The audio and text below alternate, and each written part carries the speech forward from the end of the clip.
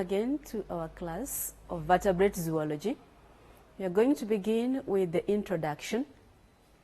As we look at the introduction of the vertebrates, we shall basically look at the evolution of the vertebrates, basically from Phylum Chordata and other associated subphyla that are related to the vertebrates.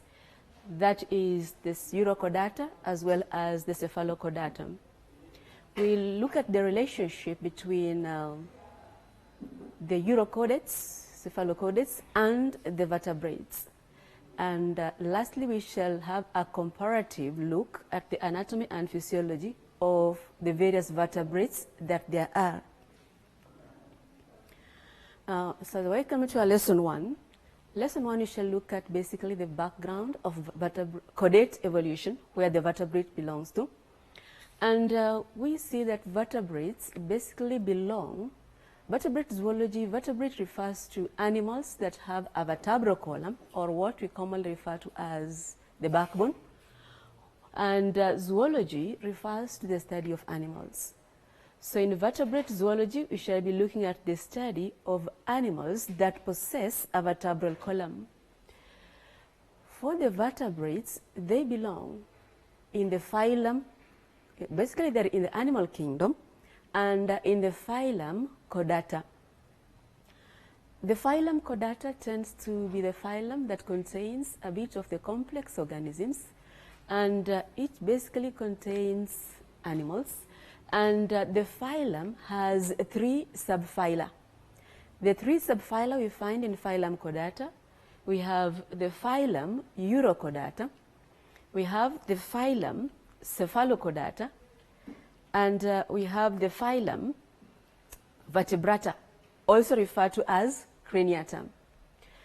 Now, for the first 2 subphyla, the Urochordata and Cephalochordata, the organisms in these 2 subphyla do not have a vertebral column or a backbone.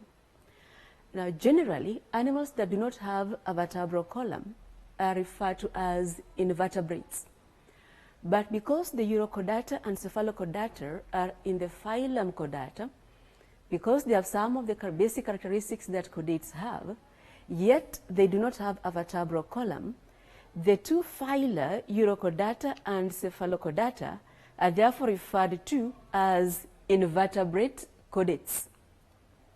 Invertebrate because they don't have a vertebral column, chordates because they are in the Phylum Chordata. Now, for the 3 subphyla in Phylum Chordata, they have certain common basic characteristics that are there is when they are in the larval stage. And the basic characteristics that they share in the larval stage, all of them, both the Urochordata, Cephalochordata, and Vertebrata, they have a notochord. They have the nerve cord.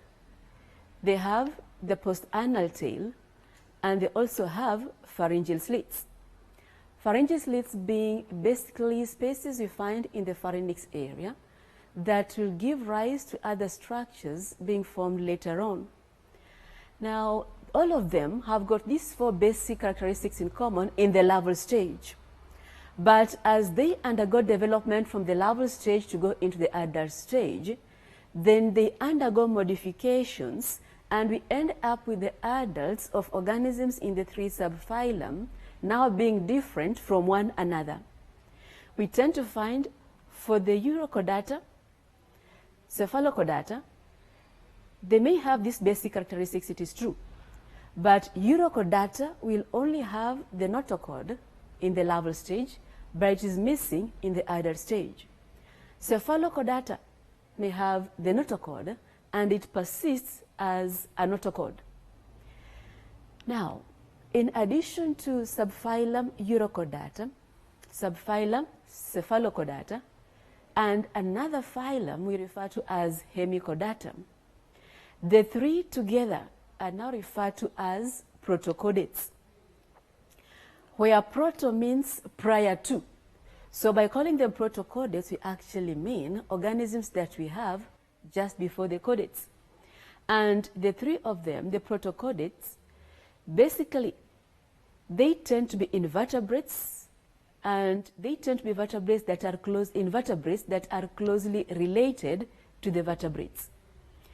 And the Hemichordata specifically give us the link between invertebrates and the vertebrates. But then we said in this particular case, we are looking at the phylum Chordata, where vertebrates belong to, and also the other subphyla associated with phylum Chordata. Now, in the case of the Hemichordata that are closely related with the chordates, they are related to the chordates because, although they're in a different phylum, they do have pharyngeal slits, like what the chordates have, and they also have a nerve cord, like what the chordates have. They also have a structure that is similar to the notochord of the chordates, but slightly different, so it's referred to, and simpler, and it is referred to as a stomatochord. So because of these characteristics, then we say the Hemichordata and the organisms in the phylum Hemichordata are related to the chordates. Now, looking at the organisms in the phylum Chordata, we begin by looking at the invertebrate chordates, where we had said invertebrate chordates refers to the subphylum Urochordata and the subphylum Cephalochordata, who tend to be in the phylum Chordata, but they do not have a vertebral column. So on invertebrate chordates, we begin with the subphylum Urochordata. Now, for Urochordatas, phylum Urochordata, the basic characteristics in this particular phylum, we find that for those organisms in the phylum Urochordata, they tend to have the basic characteristics that we said the chordates have in the larval stage. They tend to have a notochord that exists only in the larval stage. As the larva grows to become an adult, it loses the notochord. So the notochord is only in the larval stage and not in the adult stage. And even in the larval stage, it is confined to the tail only. So for the Urochordates that have got a notochord that exists in the larval stage only and is confined to the tail, the other characteristics that they have is that they tend to vary in size. They are all marine and widely distributed. For them, the body basically comprises of a water-filled canal, and this water-filled canal also tends to act as the skeleton. It gives the organism its basic structure. So it is also acts as the endoskeleton, and this water-filled canal that is basically the body and acts as the endoskeleton is also referred to as a test. For the Urochordates, they tend to be filter feeders, meaning they feed on food material that is floating in the water. So they take in the food material along with the water and then extract the food material from the incoming water. Some of them basically can move, others cannot move. Some, they exist as individual organisms, so we say they are solitary, while others tend to exist in colonies and are colonial, meaning many of them existing together, relating to one another. Now, in the subphylum Urochordata, we tend to find it has got three classes. The classes in subphylum Urochordata, we have the class Ascidia, and the organisms in it are called Ascidians. We have the class Larvacea, and the organisms in it just referred to as Larvaceans. We have the class Thaliacea. Organisms in it simply referred to as Thaliaceans. And we begin by looking at the class Ascidia, and it has got its distinguishing features or characteristics. For the Ascidians, that is organisms in the class Ascidia, we find that the body is a sac-like structure with two openings, and there is no xylem. meaning there is no internal body cavity. So with their sac-like body and the two openings, one of them is the opening through which water comes in, and the other one is the opening through which water gets out of the organism. So the one through which water comes in is called the in-current or branchial siphon, and the one through which water goes out is referred to as the excurrent or atrial siphon. So we have their body is a sac with two openings, that is the in-current siphon and the excurrent siphon. The body, this sac-like body, is covered by a sac-like covering that is called a tunic. The tunic that covers the body is made up of fibers and a protein called tunicin. Because the Ascidians have a body that is covered by this covering we are calling a tunic, Ascidians therefore are also referred to as tunicates.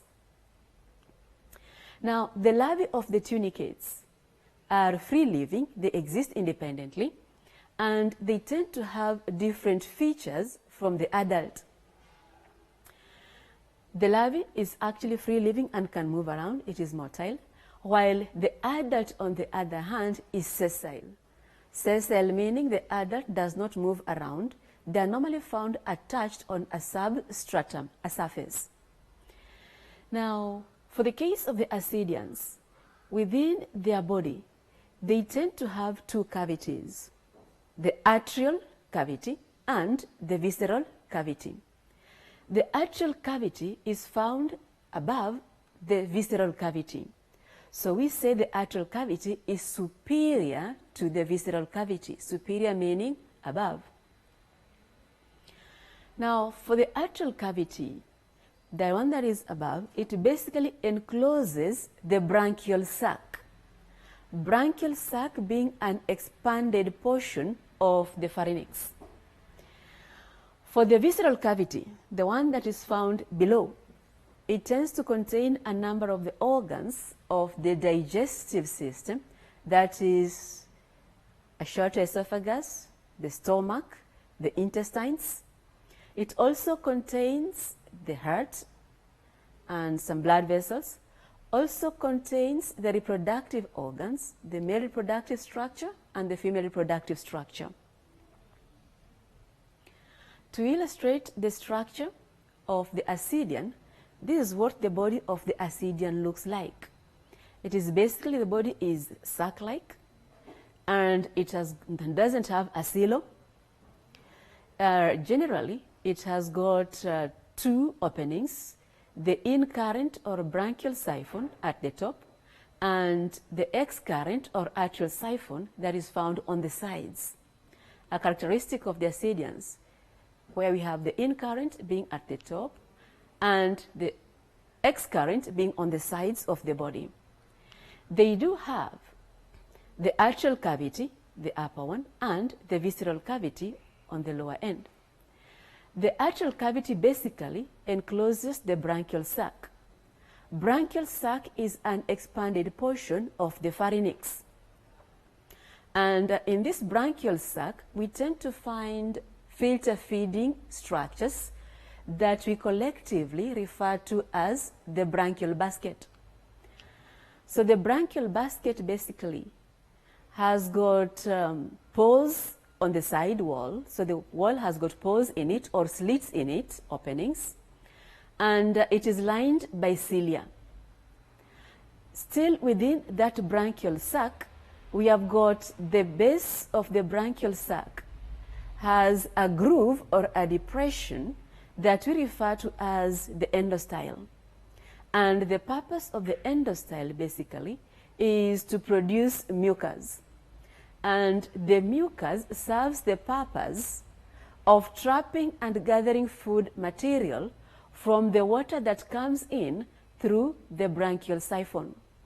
Because remember, Ascidians are filter feeders, so they pick food material from water that they take in through the branchial or in-current siphon. On the lower end, we have the visceral cavity, Within the visceral cavity, we have got the stomach, we have got the intestines that tend to open up in the anus. Within still the visceral cavity, we have the heart, a simple heart, that basically has got two aorta, a dorsal vessel and a ventral vessel.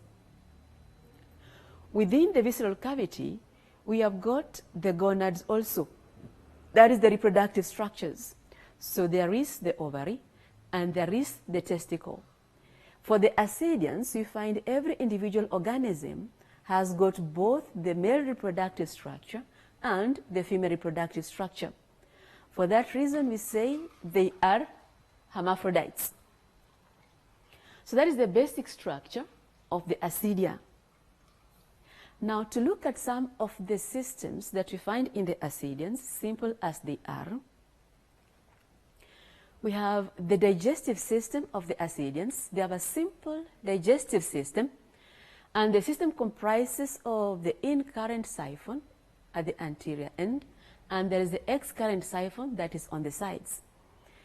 The in-current siphon basically leads to the mouth, and then from the mouth we have the pharynx, then the esophagus, the stomach, the intestines, and the anus, the opening at the end, terminal end of the intestines. Now, the pharynx has an expanded portion that we talked about that we refer to as the branchial sac that is enclosed inside the atrial cavity. The branchial sac contains the filter feeding apparatus we talked about that collectively we refer to as the pharyngeal basket. And we say the pharyngeal basket has got pores or slits on the sides that are also referred to as stigmata, and it has got cilia in its wall. And then you have the branchial sac also has a groove that we refer to as the endostyle, which we said it produces mucus. So to sum up how the digestive system functions, we have water that is containing food material enters into the ascidia through the in-current siphon and gets into the pharynx. In the pharynx, it will get to the branchial sac, which contains the pharyngeal basket. In the pharyngeal basket, we said we are expecting also to find here pores in the walls of the pharyngeal basket, and we also expect to find cilia.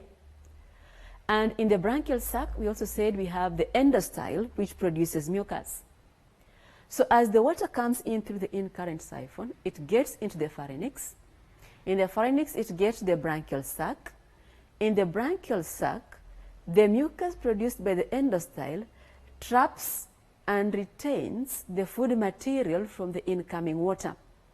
So the endostyle basically, using mucus, it basically collects and gathers the food material. Now the remaining water that has been emptied of the food material passes through the pores in the wall of the branchial sac associated with the pharyngeal basket and is moved by the cilia into the atrial cavity, where it is actually gets out of the body of the ascidia through now the ex-current siphon. So once the water is emptied, gets out of the branchial sac through the slits, goes into the atrial cavity, and is expelled to the exterior via the ex-current siphon. The food material that was trapped by the mucus produced by the endostyle in the branchial sac is then passed on to the esophagus. Esophagus passes it on to the stomach. Digestion occurs in the stomach, and then food material is passed on to the intestines, where absorption takes place. The waste material, after absorption has occurred, basically also referred to as feces, is now expelled via the anus, which is the opening at the terminal end of the intestines. And the anus opens just below the opening of the ex-current siphon in the atrial cavity. So the feces is expelled through the anus into the atrial cavity just below the opening of the ex-current siphon. So as the water that was coming from the branchial sac and into the atrial cavity is being expelled through the excurrent siphon, it picks up the feces that has been expelled from the anus and carries this feces along with it to the outside through the excurrent siphon. So that constitutes the simple digestive system of the Ascidians. A look at the circulatory system of the Ascidians. They have a simple circulatory system. The simple circulatory system basically consists of a tubular heart and two aorta that arise from the two opposite ends of the heart. So I've got a ventral aorta on the anterior side or the front side of the heart, and the visceral aorta that is on the posterior end or the back side of the heart. So they've got a simple circulatory system comprising of a tubular heart and two aorta, one on the anterior side of the heart, the other one on the posterior side of the heart. The one on the anterior side is the ventral aorta. The one on the posterior side is the dorsal aorta. They have an open circulatory system. So basically the aorta have got a number of branches once they leave the heart that go to supply other structures. For the ventral aorta that arises on the anterior side of the heart, the ventral aorta basically tends to move from the heart and goes into the branchial sac that is in the atrial cavity and supplies the branchial sac and structures within the branchial sac.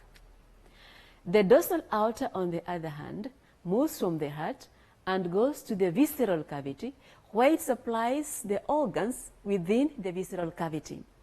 So the visceral aorta, therefore, will find it supplying the stomach, the gonads, as well as the other structures within the visceral cavity. And then, in addition, the visceral aorta also tends to supply the tunic, that is that coat that covers the body of the Ascidian. Now, how the Ascidian heart works. The heart pumps the blood by having peristaltic contractions. It has got some muscles in it that contract, producing some wave-like motion that pumps the heart to get out of the heart. As it pumps blood out of the heart will get out of the heart through the ventral aorta on the anterior side and go and supply basically the organs in the branchial sac. And then it will pump again, pushing blood to the dorsal aorta that will go and take the blood to the organs in the visceral cavity. So at one time, the heart will contract, pushing the blood through the ventral aorta to the branchial sac, supply structures there, get back to the heart, and then contract again and push blood to the visceral aorta that takes blood to the organs in the visceral cavity and back to the heart again. So we tend to have the flow of the blood in the Ascidian reverses and changes direction after every few minutes. So in one point, it will be pumping blood anteriorly, and then after a few minutes, it changes and pumps blood posteriorly. And this reverse in the direction of blood flow is brought about by a reverse of the peristaltic contractions from the heart itself. Then you look at the nervous system of the Ascidians. The Ascidians have a simple nervous system. Basically, it consists of ganglia that are found in between the incurrent and excurrent siphon. The ganglia send nerves to various parts of the body of the Ascidian, and we tend to find they also have some of them that also act as neuroglands, and they produce hormones that work in the Ascidian in terms of assisting growth and also development. So they do have some of them that act as a neurogland, and they are endocrine in nature. Endocrine meaning they produce hormones.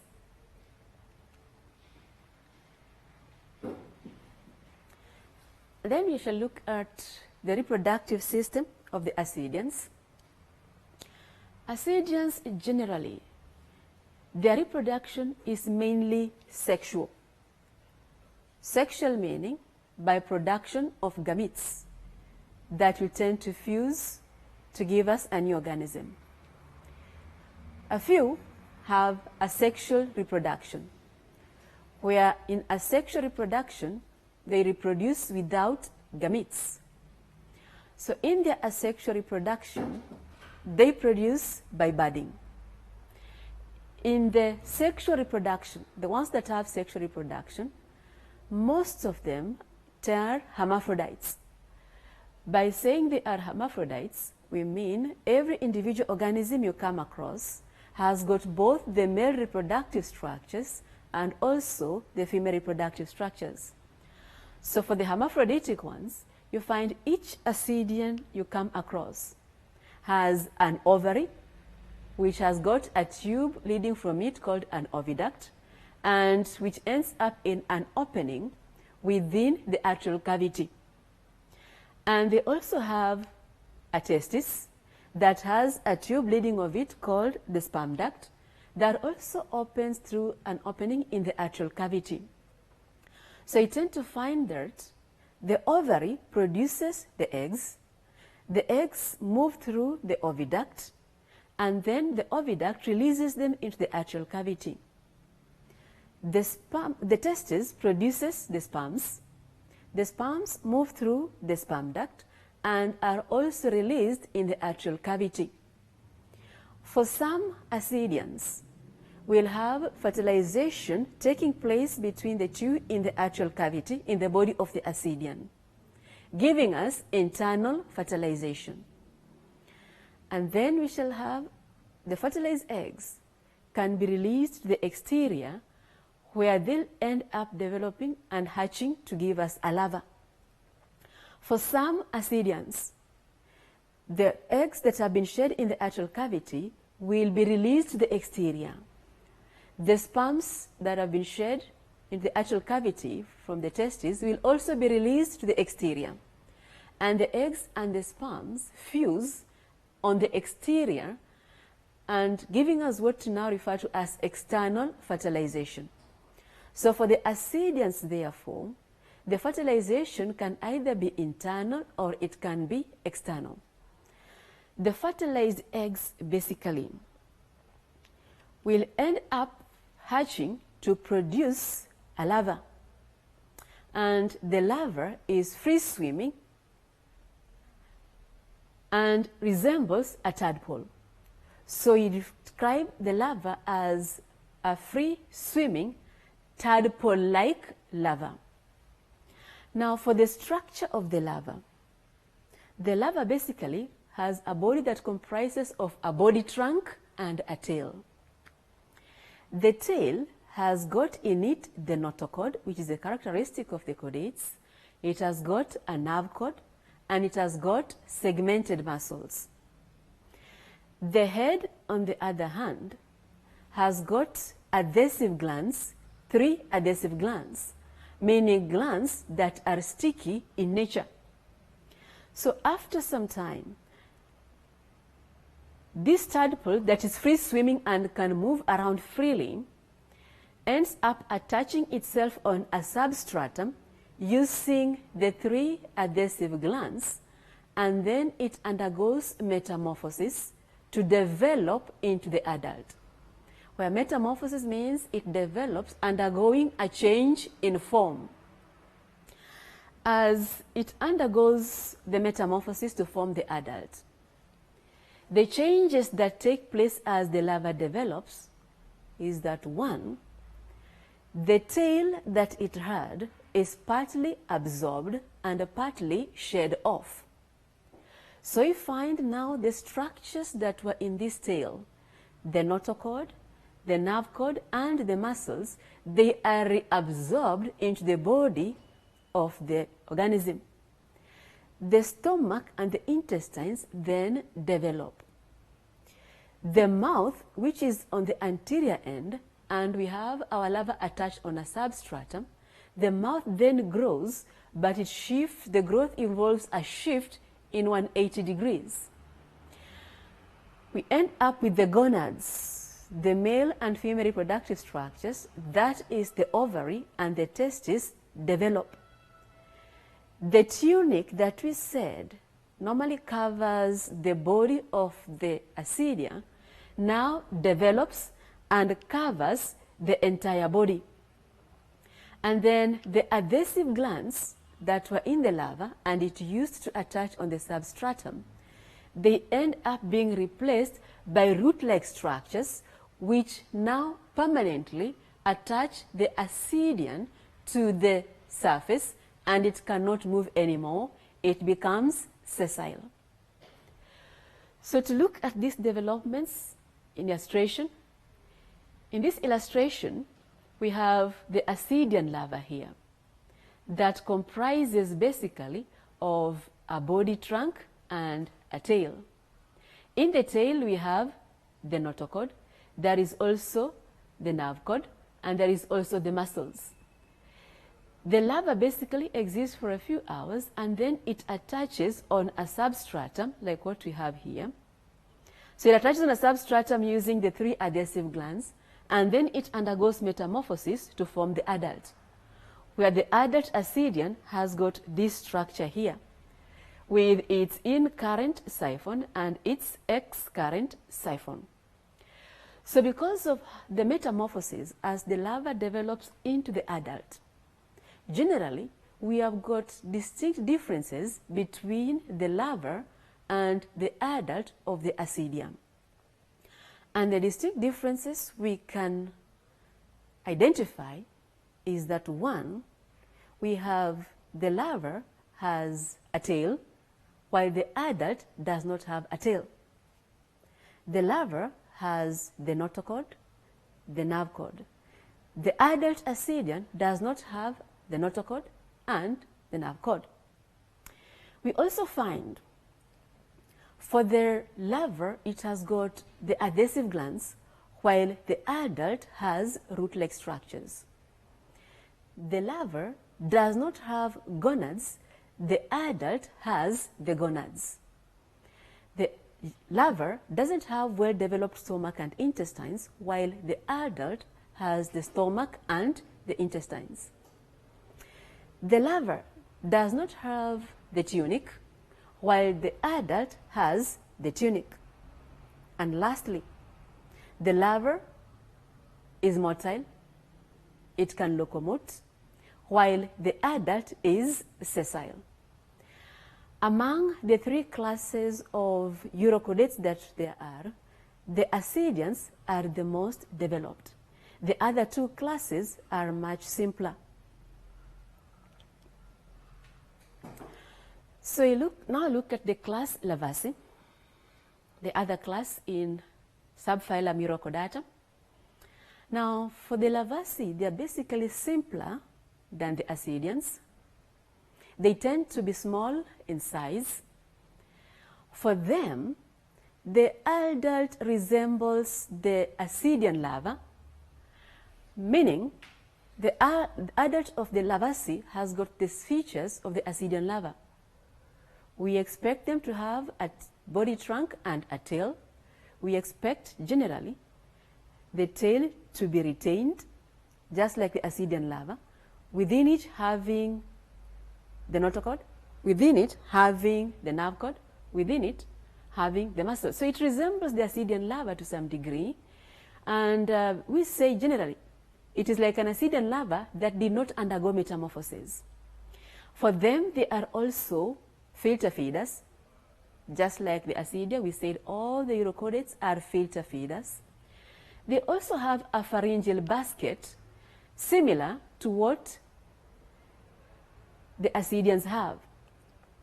The additional thing that they have is that in their pharyngeal basket, they tend to have additional feeding apparatus, where their filter feeding apparatus also incorporate screens, filters, and a gelatinous matrix, where the purpose of the gelatinous matrix is to hold the screens and the filters in place. And the screens, generally, when the water comes in with the food material, the screens tend to filter the water and keep away large particles from getting into the organism. So it keeps away the large particles. The filters, on the other hand, once the large particles have been kept away by the screens, the filters now tend to pick out the small food particles from the water, enabling it to be trapped by mucus from the endostyle. So generally, they are filter feeders, feeding mechanism similar to that of the Ascidians, only that here, their filter feeding apparatus also comprise of screens, filters, and a gelatinous matrix, where the screens keep away large particles from getting in, and the filters hold back the food particles for them to be trapped and be gathered by the mucus from the endostyle. Once the food material is trapped, it passes on to the digestive system, while the water, so the food, once it is trapped, it goes into the digestive system where it is digested and the useful material is absorbed, and waste material is expelled through the anus, while the water that has been emptied of the food material goes to the excurrent siphon and is basically released to the exterior. In terms of their reproduction, for the Larvacea, they mainly have sexual reproduction. So their reproduction is mainly sexual, and for them, unlike the Ascidians, all Larvaceans are hermaphrodites, meaning for them, each one of them has got both male and female reproductive structures, except only one species. And for this hermaphroditic, in the hermaphroditic nature, they are protandrous. By protandrous, we mean they have a reproductive structure that acts both as the male and as the female reproductive structure.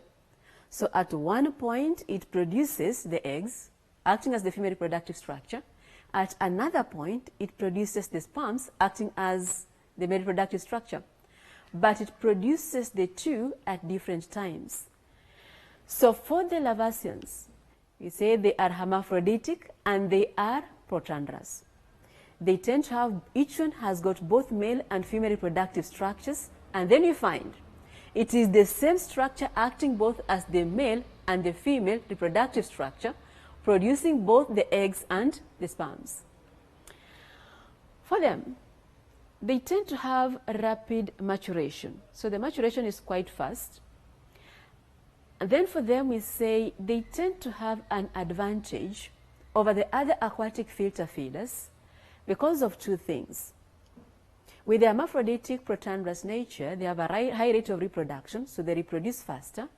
And then with the screens and filters within their filter feeding structures, it also gives them an advantage in terms of feeding, being water feeders or filter feeders, over the other organisms that filter feed but don't have these extra structures.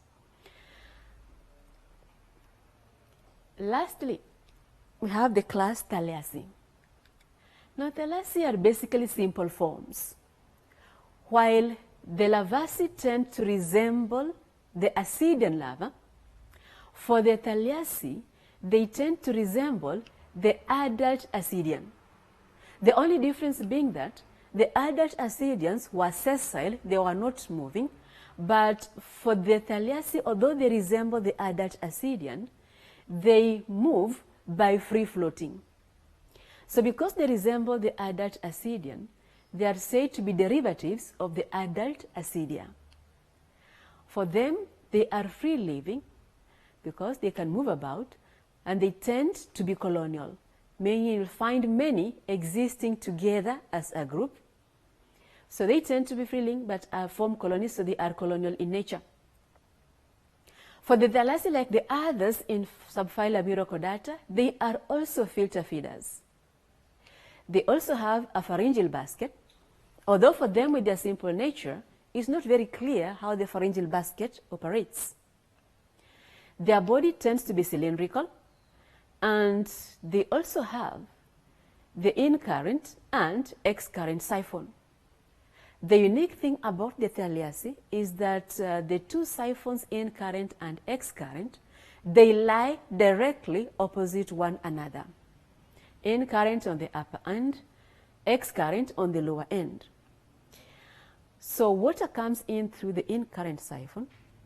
Food is removed from the water and trapped by mucus produced by the endostyle and taken through the digestive system. The walls of the organism then contract, forcing the water that is emptied of its food material to come out through the ex-current siphon in a jet. Now, this coming out of water in the form of a jet with some force ends up causing the organism to move. So generally, the Thaliaceans move by propulsion that is brought about by the jet of water that is released through the ex-current siphon.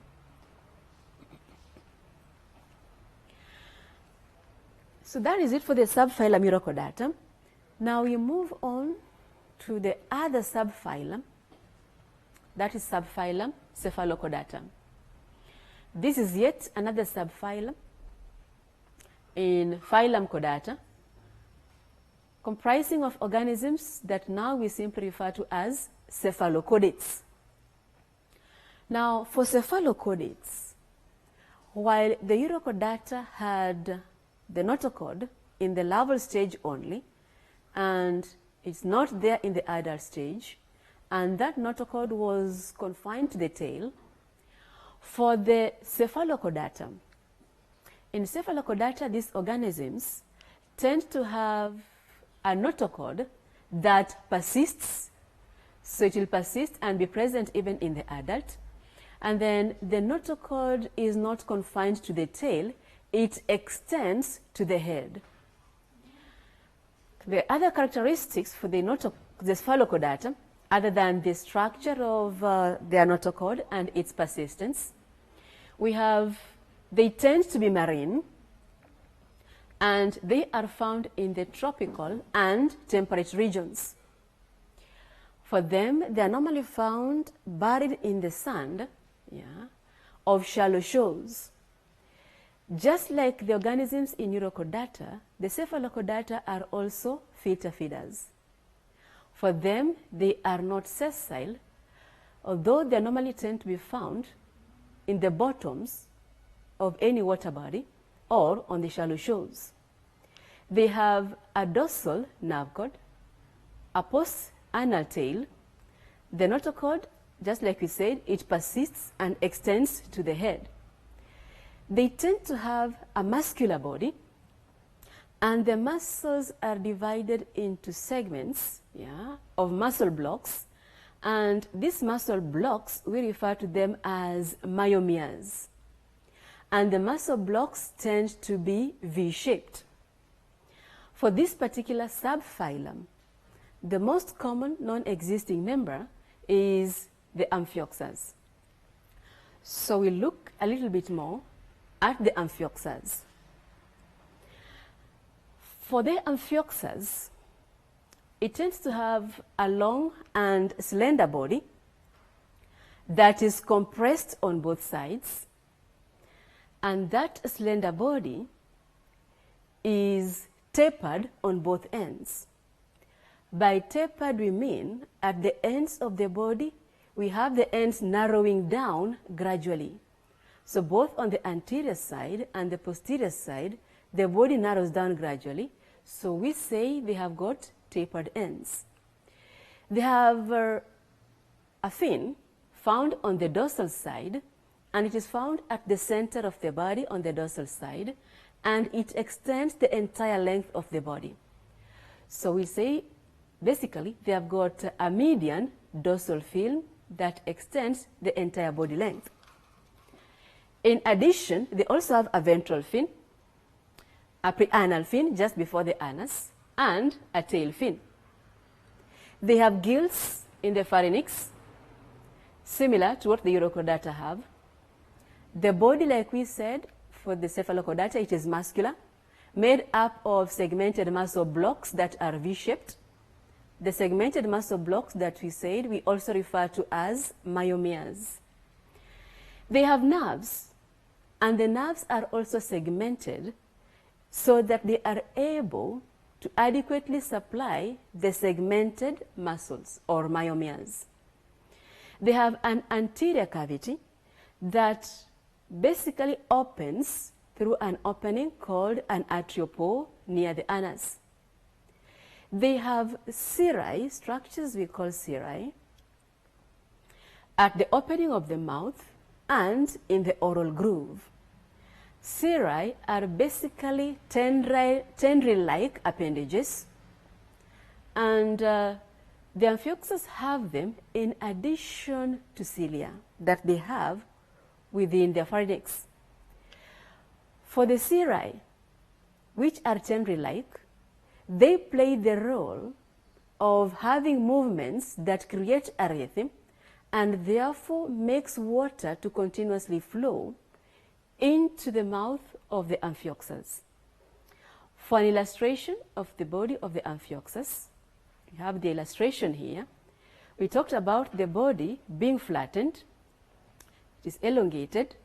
We talked about both ends being tapered, so both ends tend to be narrow and they narrow down gradually. That is the posterior end, that is the anterior end. They do have a dorsal fin that is found on the back side, and it extends the entire length of the body. They have got also a caudal or a tail fin. They have a ventral fin. There is the segmented body muscles that we talked about, and as we see, the segmented body muscles are V-shaped. So they've come together and form a V at the center here. So we talk about them having myomeres that are segmented, and they form a V shape, the ones we're referring to as the myomeres. We talked about them having a mouth where there is some cirri, so we call them the oral cirri. We also have an oral groove that also has cirri in it. They're tendril-like structures that create a wave, a water wave using their beating motion, a water wave that causes continuous flow of water, a current of water that continuously flows into the mouth of the Amphioxus. Because remember, they are filter feeders. They have an anterior cavity. So the anterior cavity that tends to open through an arteriopore. So that is the basic structure of the Amphioxus. To have a look at some of the systems in the body of the Amphioxus, we have the digestive system. They have a simple digestive system comprising of the mouth. In the mouth, we find within it the oral groove, which leads to a pharynx. The pharynx leads to the stomach. The stomach leads to intestines, which are basically straight, so narrow straight intestines, and the intestines terminate in an anus. So generally, water comes in through the mouth of the Amphioxus. As it comes in through the mouth, the cirri in the mouth will help to keep away large particles from entering the mouth.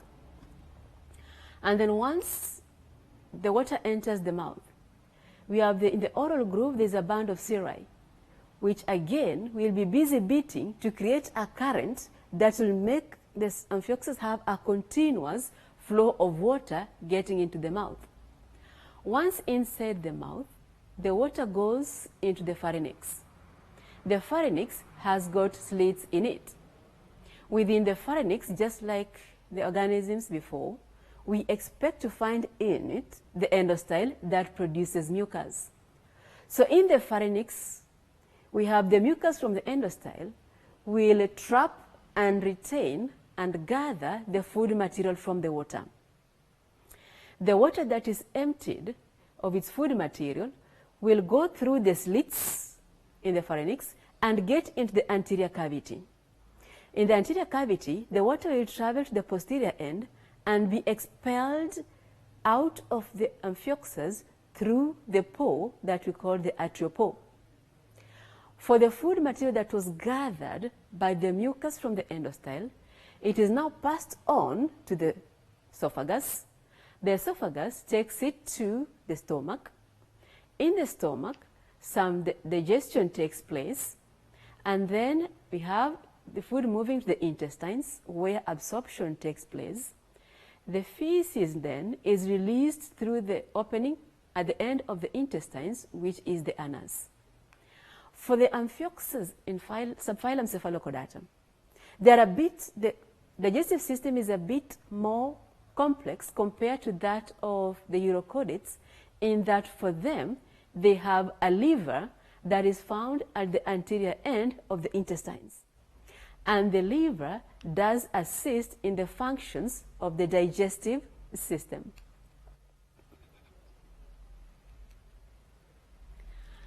For the circulatory system of the Amphioxus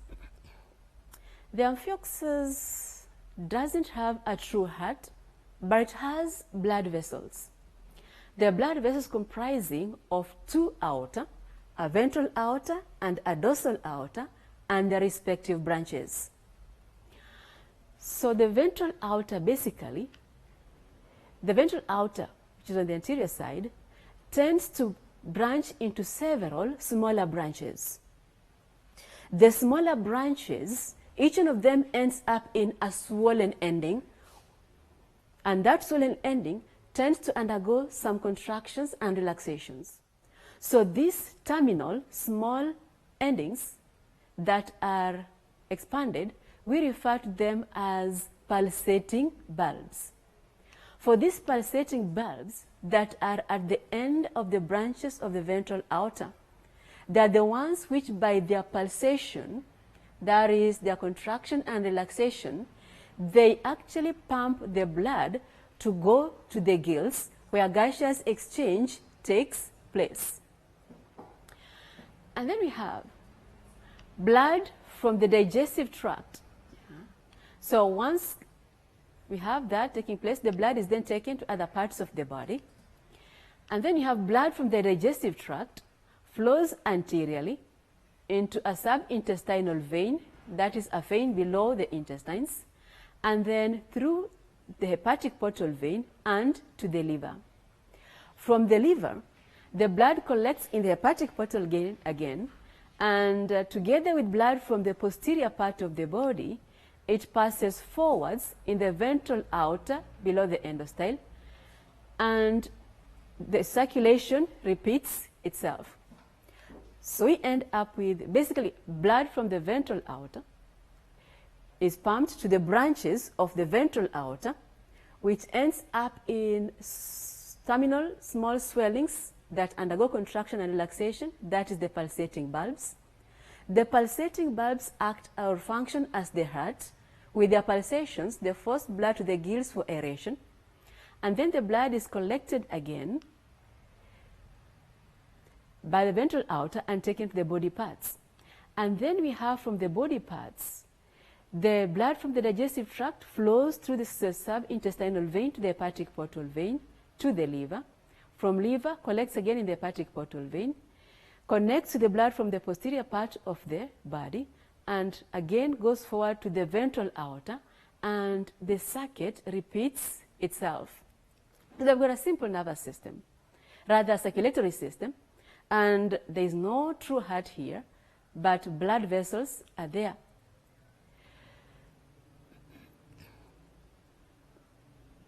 So generally, that's still a continuation of the circulatory system. Here saying generally, the main blood vessels here that tends to carry out the functions of what the heart does is the ventral aorta. And then you have the excretory system for the Cephalochordata. They have a very simple excretory system that comprises of pairs of ciliated nephridia. So each one contains about 100 pairs of ciliated nephridia. The nephridia are found in the coelomic cavity just above the pharynx. And the nephridia tend to connect the coelom with the atrial cavity.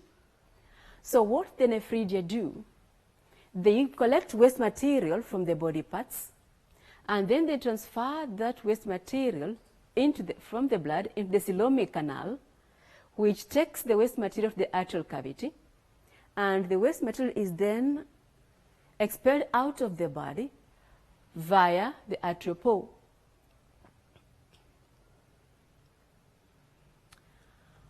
For the nervous system of the Cephalochordata, the Cephalochordates have a tubular nerve cord that is basically located on the dorsal side of the notochord, meaning on the back side of the notochord. The nerve cord is slightly larger at the anterior end compared to the posterior end, but there is no brain. And this nerve cord tends to give rise to pairs of nerves, where every pair of nerves it produces comprises of a ventral nerve and a dorsal nerve. And these pairs of nerves supply the segmented muscles that we call the myomeres.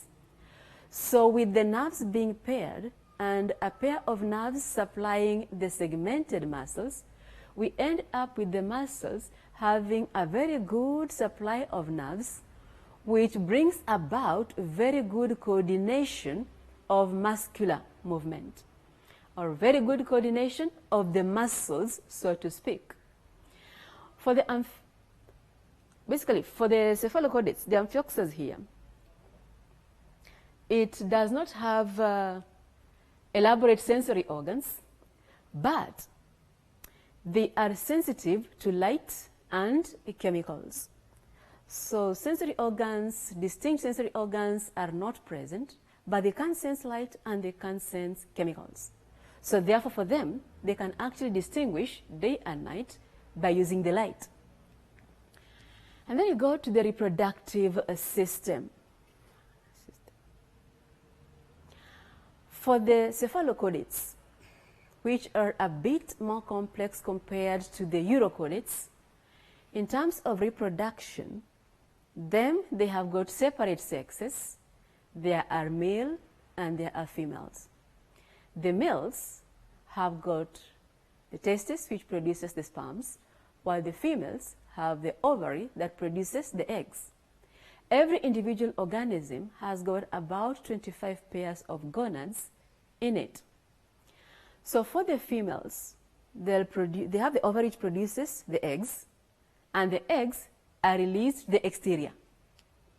The males have got the testis that produces the sperms, and the sperms are produced to the exterior.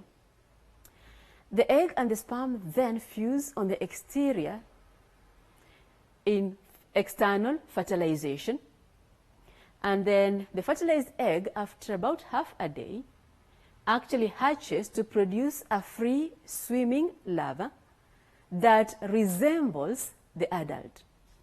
So the larva produced from the fertilized eggs is actually a miniature form of the adult. They only differ in terms of the body proportions.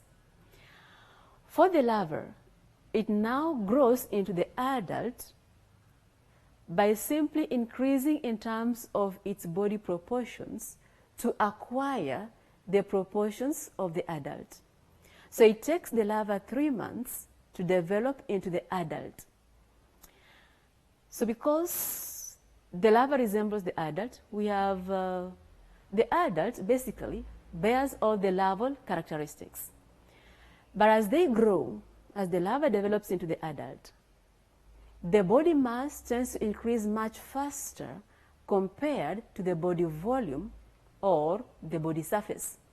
So for that reason, they tend to be quite heavy, and the organism tends to sink to the bottom of the water body and adopt the burrowing form.